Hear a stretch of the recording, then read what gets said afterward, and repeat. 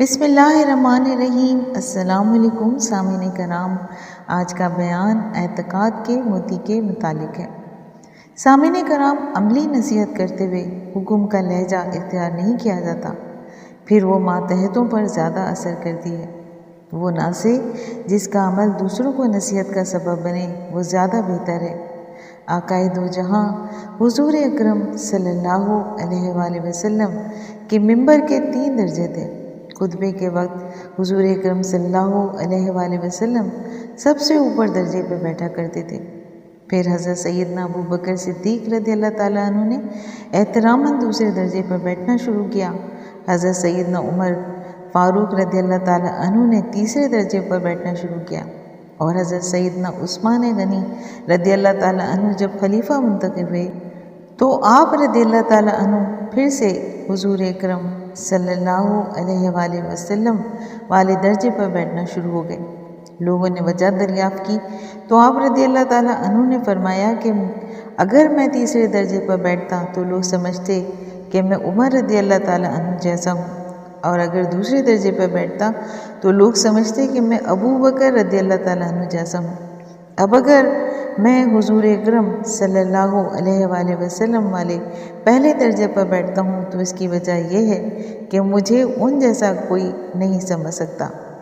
پھر آپ رضی اللہ تعالیٰ عنہ کافی دیر تک ممبر پر خاموش بیٹھے رہے، اور پھر یہ کہہ کر ممبر سے نیچے اتر آئے کہ تمہارا امیر فعال ہے، اور یہ اس سے بہتر ہے کہ وہ صاحب قال ہے۔ آپ رضی اللہ تعالیٰ عنہ ممبر پر خاموش بیٹھے تھے، اور کسی کی مجال نہ تھی کہ وہ آپ رضی اللہ تعالیٰ عنہ سے خطبہ دینے کو کہتا یا اٹھ کر چلا جاتا۔ سامعین کرام، آپ رضی اللہ تعالیٰ عنہ اس وقت نظر خدا بندی بنے ہوئے تھے۔ وہ لوگ بھی اس مشاہدے کے اثرات محسوس کر رہے تھے۔ اندھا شخص سورج کی تپش سے سورج کے طلوع ہونے کو سمجھتا ہے، مگر اس نور کی تپش انسان کو بینا بنا دیتی ہے۔ اس نور کی تپش سے اگرچہ ایک بے چینی محسوس ہوتی ہے، لیکن دل میں اس سے کشادگی اور وسعت پیدا ہوتی ہے۔ جس میں مشاہدے کی صلاحیت نہیں، وہ بھی اس نور سے متاثر ہوتا ہے اور خود کو بینا سمجھنے لگتا ہے۔ جس میں مشاہدے کی قوت نہیں، وہ خوشی میں مست ہو کر سمجھتا ہے کہ اسے مشاہدہ ہو گیا۔ اس لیے لازم ہے کہ وہ تھوڑی سی محنت کرے تاکہ وہ بھی اس مقام تک پہنچ سکے۔ سامعین کرام، یہ اس شخص کی حالت ہے جسے مشاہدہ حاصل نہیں، لیکن جس کو مشاہدہ حاصل ہے اس کی حالت اچھی ہے، اور اس نور کے مشاہدے سے جو کیفیت حاصل ہوتی ہے اس کی تشریح حکیم ابو علی سینا بھی اپنی عقل اور فلسفے کی بنیاد پر نہیں کر سکتے۔ یہ مقام مشاہدہ مجاہدے سے حاصل ہوتا ہے، اور یہ پردہ دلائل سے نہیں ہٹ سکتا۔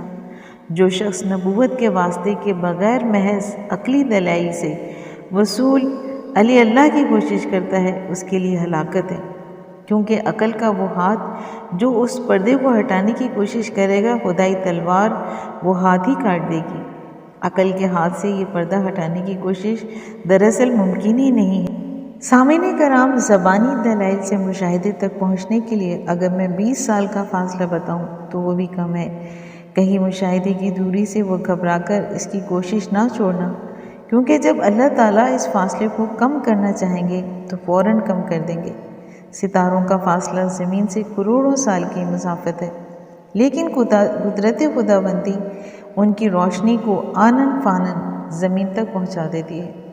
جب چاند اور سورج اپنی روشنی کو زمین کی تاریکی مٹانے کے لیے پھیلاتے ہیں تو اللہ تعالیٰ اپنی صفات میں ان سے زیادہ مضبوط ہے۔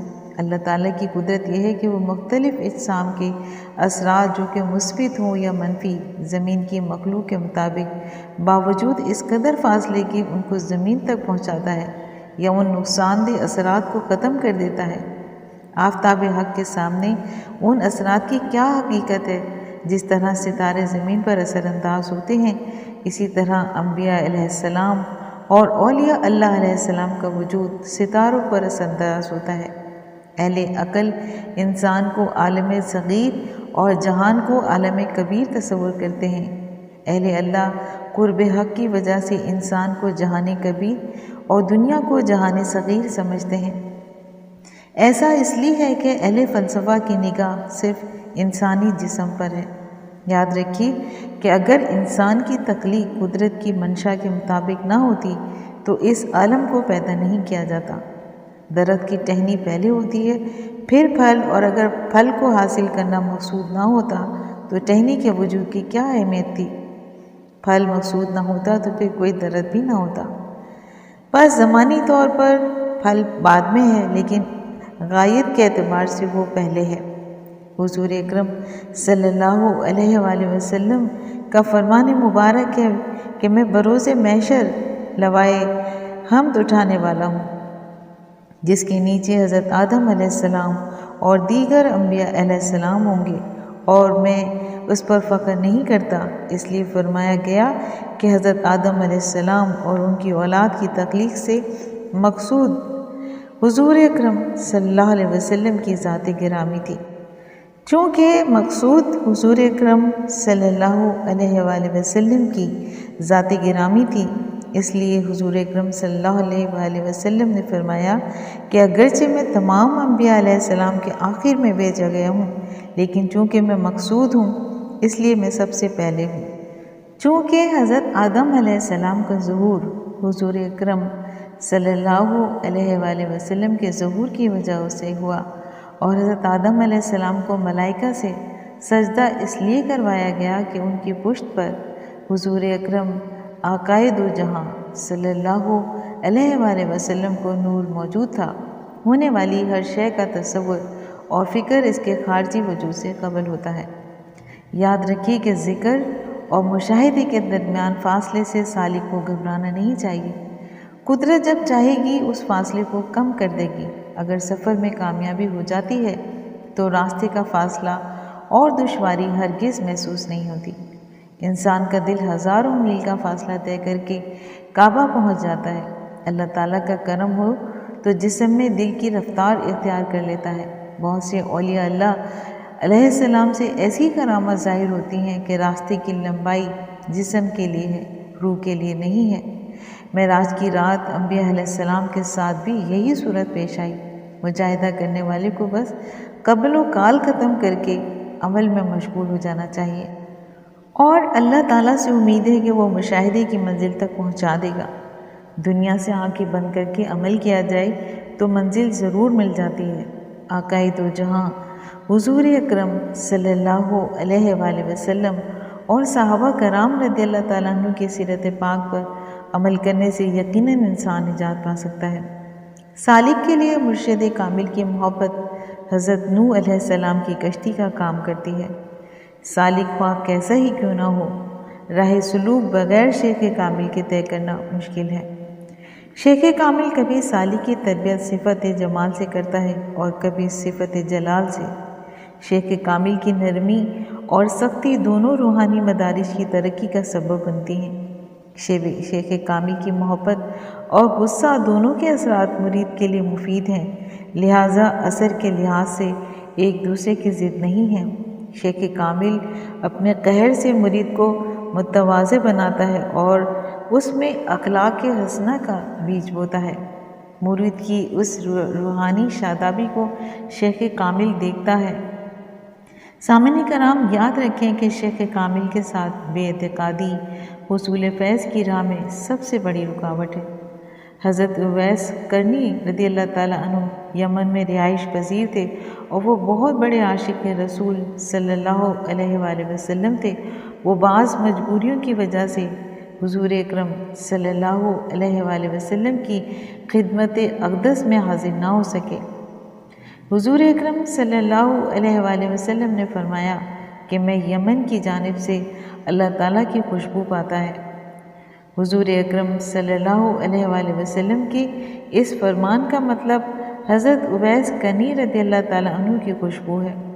بزرگوں کی صحبت میں جو معراج ملتی ہے وہ ایسی معراج نہیں ہوگی جیسے کہ دھوئیں یا غبار کا اوپر کی جانب سے اٹھ جانا، بلکہ ایسی معراج یا بامعنی ہوگی جیسے کہ بانس کو معراج حاصل ہو، اس میں شکر پیدا ہو جاتی ہے۔ فنا کا مقام حاصل کر چکیں گے تو خود بخود تمہیں بقا کی جانب لے جائے گا۔ اس طرح فنا کے عروج کے بعد تم سیر نزولی کر کے پھر اپنی ہستی میں آ جاؤ گے۔ سامعین کرام، فنا کا مقام حاصل ہو جانے پر سالک دنیا سے بے نیاز ہو جاتا ہے، اور شیخ کامل کی صحبت میں جو سیر ہوتی ہے وہ ایسی ہی ہوتی ہے جس طرح جان معشوق کی جانب کھینچی چلی جاتی ہے۔ اس سیر میں ہاتھ اور پاؤں کا کچھ کام نہیں، اور یہ ایسی سیر ہے جیسے روح کی سیر عدم سے وجود کی جانب ہوتی ہے۔ یہ عروج و نزول اور فنا و بقا کا بیان اس درجے کا ہے کہ اس کے بعد کسی عقلی دلیل کی کوئی حاجت باقی نہیں رہ جاتی۔ اگر سننے والا اپنے ہوش و حواس سے اسے سن لے، پھر مرید جس قدر بھی اعتقاد کے موتی برسائے گا اس میں اسی کا فائدہ ہوگا۔ سامعین کرام، حضرت مولانا جلال الدین رومی رحمۃ اللہ علیہ فرماتے ہیں کہ مرشد کامل کی ہستی ایسی ہستی ہے جس کے بغیر مرید بیکار ہے۔ مرشد کامل کی ذات ہی ایسی ذات ہے جو مرید کو راہ سلوک کی منازل طے کرا سکتی ہے۔ مرشد کامل کا فیض در حقیقت حضور اکرم صلی اللہ علیہ وآلہ وسلم کا فیض ہے کہ وہ آقائے دو جہاں حضور اکرم صلی اللہ علیہ وآلہ وسلم کی ذات سے وابستہ ہوتا ہے، اور اس کا طریقہ حضور اکرم صلی اللہ علیہ وآلہ وسلم اور صحابہ کرام رضی اللہ تعالیٰ عنہ کا طریقہ ہے۔ حصول فیض کے لیے سب سے پہلا عمل اخلاص ہے، اور اگر نیت میں اخلاص ہوگا تو عمل میں بھی اخلاص پیدا ہوگا۔ سامعین کرام، امید کرتی ہوں کہ آپ کو میرا آج کا بیان پسند آیا ہوگا۔ اگر آپ کو آج کا بیان پسند آیا ہے تو آپ اپنے چینل فضائل اسلام کو لائک اور سبسکرائب کیجیے، اور ساتھ لگے بیل آئیکن کو پریس کیجیے تاکہ آئندہ آنے والی ایسی نئی اور معلوماتی ویڈیوز کا نوٹیفیکیشن آپ کو بر وقت ملے۔ شکریہ۔